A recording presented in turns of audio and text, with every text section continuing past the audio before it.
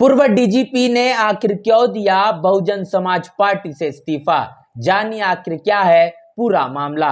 जी हाँ दोस्तों, आपने बिल्कुल सही सुना। मैं हूं पराग महेंद्र, आप देख रहे हैं नेशनल चौपाल। बड़ी खबर आपके साथ रूबरू कर रहे हैं। आंध्र प्रदेश के प्रदेश प्रभारी डॉक्टर जे पूर्ण चंद्र राव, इन्होंने बहुजन समाज पार्टी से इस्तीफा दे दिया है।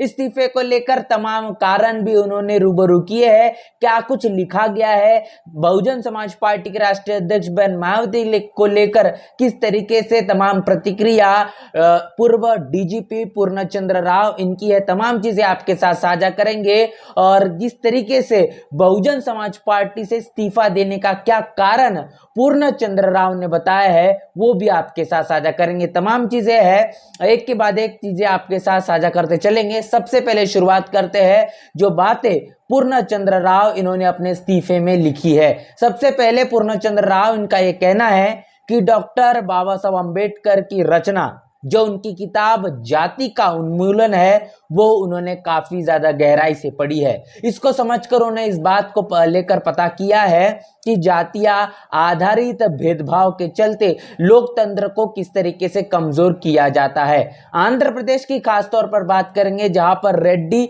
और कम्मा जातियों का सबसे ज्यादा प्रभुत्व प्रभाव दिखाई पड़ता है। और ये जातियों की अगर जनसंख्या की बात की जाए, फकत 8% इनकी जनसंख्या है, लेकिन अगर विधानसभा सीटों पर इनकी भागीदारी की बात करें, तकरीबन 44% दिखाई पड़ती है। ऐसे में बाकी अगर दूसरे ओबीसी कैटेगरी की बात करें, जिनकी जनसंख्या तकरीबन 52% है, ऐसी ओबीसी तबके की सिर्फ और सिर्फ 20% ही सीटें दिखाई पड़ती है। दूसरी तरफ मुस्लिम समुदाय की बात करेंगे, या फिर जनसंख्या में, जो कि रेड्डी और कम्मा के बराबरी में ही दिखाई पड़ती है, लेकिन अगर भागीदारी की बात की जाए तो उनकी हिस्सेदारी भी सिर्फ और सिर्फ 2% भी नहीं मिलती। एक गंभीर स्थिति ये बनी हुई है, जैसे में ओबीसी कैटेगरी हो या फिर मुस्लिम समुदाय हो, उन्हें इस गंभीरता की समझ या फिर महसूस उन्हें बिल्कुल भी नहीं हो पा रहा। ऐसे में अगर बात करेंगे सामाजिक, आर्थिक और राजनीतिक इन तमाम तरीके के अधिकारों को लेकर भागीदारी सुनिश्चित करने की बात की जाए तो असमानता साफ तौर पर दिखाई पड़ती है। पूर्णचंद्र राव, उनका यह कहना है कि मैंने इस बात को लेकर विश्वास बहुजन समाज पार्टी पर किया था। बहुजन समाज पार्टी इस समस्याओं का समाधान देगी। जैसा कि माननीय और कांशीराम साहब की जो संकल्पना थी कि इस देश के दलितों, आदिवासी पिछड़ों को इस देश के सामाजिक, आर्थिक, राजनीतिक तमाम पटलों पर मुख्य धारा से जोड़ने का काम किया जाए, लेकिन अगर रेड्डी और कम्मा की राजनीति की बात की जाए, इनकी रणनीतियों का मुकाबला करने की बजाय जो बहुजन प्रतिनिधित्व कमजोर करने के लिए बनाई गई है, आखिरकार साफ तौर पर बहुजन समाज पार्टी की बात करेंगे तो बहुजन समाज पार्टी अपने तमाम आंतरिक मामलों में ही उलझी हुई प्रतीत होती है। इसके साथ साथ पूर्णचंद्र राव आगे लिखते हैं कि राष्ट्रीय समन्वयक को, या जो आंध्र प्रदेश में रहे, ऐसे राष्ट्रीय समन्वयक जो कि बहुजन समाज पार्टी के अध्यक्ष श्री बक्का परम ज्योति, जो कि मिशनरी समर्पित बहुजन समाज पार्टी के कार्यकर्ता है, जो लगातार चमचागिरी से दूर रहते हैं, जिनको अचानक पद से हटाने की भूमिका भी देखी गई है। ऐसे में इसके बाद ओबीसी कैटेगरी की बात हो या फिर एसटी की हो या फिर अन्य तमाम जातियां हो, इन संघों की लगातार जो बैठकें उनमें वो शामिल होने का काम कर रहे थे, इनमें भी शामिल होने से बहुजन समाज पार्टी के माध्यम से रोका जाता है। एक परिपत्र जारी किया जाता है कि ऐसी तमाम बैठकों में वो भाग न ले। अनुशासनता का नाम बताकर तमाम कार्रवाई करने की भी चेतावनी दी जाती है। और जब इन तमाम मसलों को लेकर बात मानने का काम बक्का परम ज्योति इनके जरिए नहीं किया जाता, तब बहुजन समाज पार्टी के अध्यक्ष तौर पर वो इस्तीफा भी दे देते हैं। फिर इस मसले को लेकर इतिहास के पन्नों को पलटा जाए तो ये देखा जाता है कि पहले दक्षिण भारतीय के बहुजन समाज पार्टी के विधायक 2004 से 2009 के बीच रहे श्री लेक राजा राव, इन्होंने भी तमाम कारणों को लेकर इस्तीफा दिया था। इनको फिर एक बार बहुजन समाज पार्टी में वापसी लेने की तमाम बातों को लेकर जो जोर लगाने का काम पूर्णचंद्र राव इनके माध्यम से किया गया, उन्होंने जो अनुरोध जताया है उनके तमाम प्रयासों को धराशायी करते हुए पार्टी के नियमों को कठोरता से नकार दिया गया है और यह बहुजनों तक और बहुजन समाज पार्टी की विचारधारा को फैलाने वाले जो तमाम ईमानदार जो उनका प्रयास था उनको भी दरकिनार करने का काम बहुजन समाज पार्टी के माध्यम से किया गया। इसके साथ साथ बहुजन समाज पार्टी के राष्ट्रीय अध्यक्षा सुप्रीमो बहन मायावती, इसके साथ साथ राष्ट्रीय समन्वयक जो है, इनके तक पहुंचने के तमाम जो प्रयास है वो भी निष्फल रहे हैं। ये बात पूर्णचंद्र राव इन्होंने साझा की है। आगे उन्होंने कहा है कि मैं बहुजन समुदाय से के लिए काफी ज्यादा समर्पित हूँ। मैं माननीय कांशीराम साहब इनके दिखाए गए मार्ग पर हमेशा से ही अनुसरण कर आगे चलने का काम करूंगा।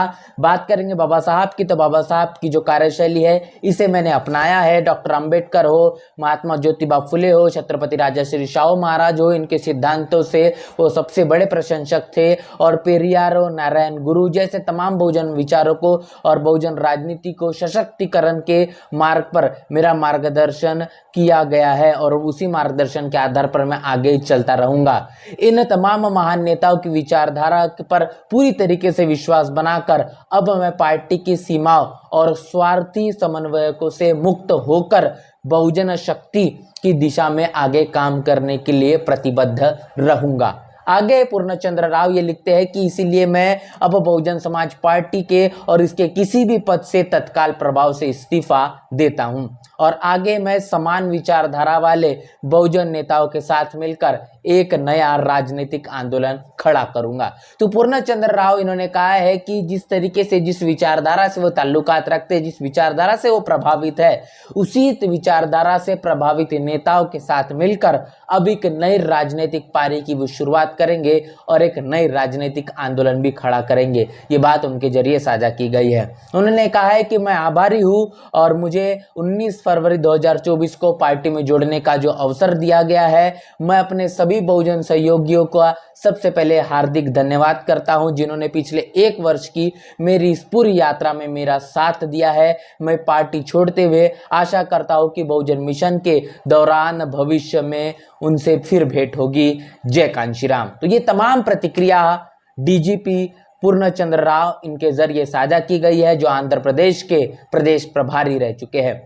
इस पूरी की पूरी प्रतिक्रिया में उन्होंने काफ़ी कुछ बातें साझा की है। उन्होंने सबसे पहले ये कहा है कि बहुजन समाज पार्टी जो इस वक्त आंतरिक मामलों से जूझ रही है, ये सबसे बड़ा कारण है। यहाँ तक कि उन्होंने बहुजन समाज पार्टी का आंध्र प्रदेश के जो प्रदेश अध्यक्ष है, ये तमाम समाज से ताल्लुकात रखने वाले, खासतौर दलितों, आदिवासियों, पिछड़ों से तमाम जो बैठकें हो रही थी समाज की, उन तमाम बैठकों में जो शामिल हो रहे थे, जिसके कारण बहुजन समाज पार्टी से वो जोड़ पाए। लेकिन तमाम बैठकों में शामिल होने से लेकर भी बहुजन समाज पार्टी से उन्हें तमाम अनुशासनहीनता के आधार पर रोका जाता है और इन तमाम बातों को जिस तरीके से नहीं स्वीकार किया जाता था वो इस्तीफा देते हैं।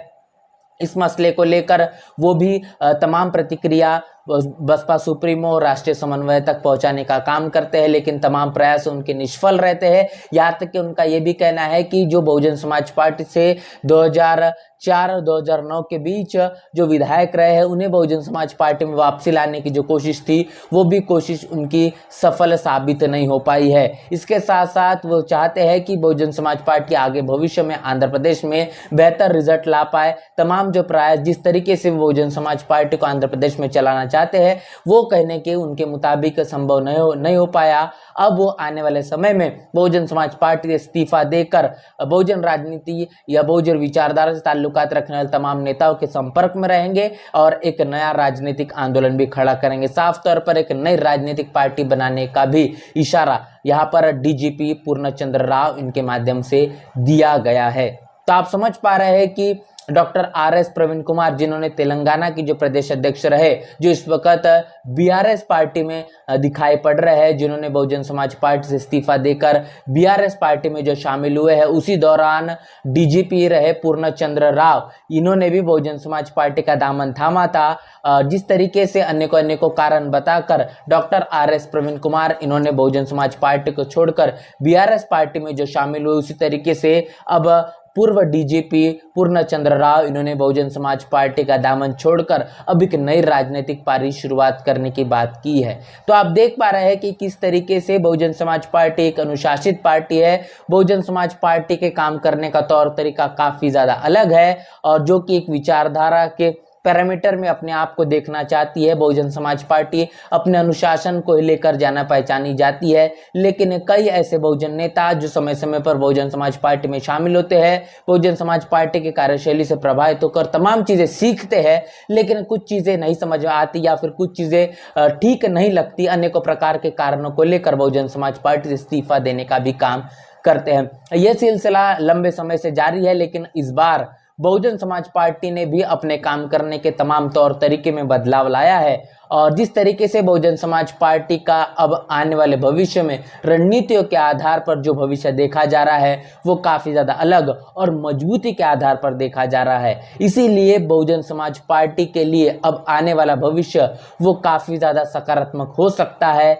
लेकिन जिस तरीके से बहुजन समाज पार्टी से इस्तीफा देने का जो सिलसिला जारी है, इसको लेकर भी बहुजन समाज पार्टी ने काफी ज्यादा गंभीरता से चिंतन करना चाहिए और इसको रोकने के लिए क्या कुछ सफल प्रयास सकते हैं उसको भी जमीन पर उतारना चाहिए। इस पूरे के पूरे इस्तीफे को लेकर आपकी क्या राय है, आपकी क्या प्रतिक्रिया, लिखकर कमेंट बॉक्स में जरूर बताएं। बने रहे नेशनल चौपाल के साथ, मिलते नए वीडियो में, तब तक के लिए जय भीम जय भारत।